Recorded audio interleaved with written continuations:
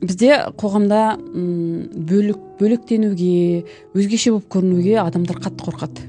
Краб эффектісі деген бар, эффект краба деген. Бір шелекке шаяндарды салып қойса, шаяндарды, соның ішіндегі бір шаян шелектен шығам деген кезде, ана артындағы шелектің түбінде жатқан шаяндар артқа тартып түсіріп тастайды екен. Біздің қоғамда да адамдарда сондай бір эффект бар. Бір адам алдыға шығып, бір өзін көрсетіп бастаған кезде, оны артқа тартып бастайды. Шын мәнінде мәселе ана кетіп бара жатқан шаянда емес, кетіп бара жатқан кісіде емес. Мәселе сол шелектің түбінде жатқан адамдарда. Олар зона комфортадан шығуға қорқады, немесе сол адамның фонында өздерінің самооценкасының түсіп қалғанынан қорқады да. Анау ертең өсіп кетеді, ертең ол бақытты болып кетеді. Сол кезде мен қалай бақытсыз болып жүремін? Лучше бәріміз бақытсыз болып жүре берейік дейді да. Немесе жаңағыдай ойлайды да, мынау кетіп баратыр, ертең бұл мені тартатын болады, жүр деп. А мен шыққым келмейді, маған осы жер ұнайды дейді. Сол үшін айтатыным, шелектің түбіндегі шаяндарға қарамаңыздар, шелектен шығып кеткен шаянға қараңыздар.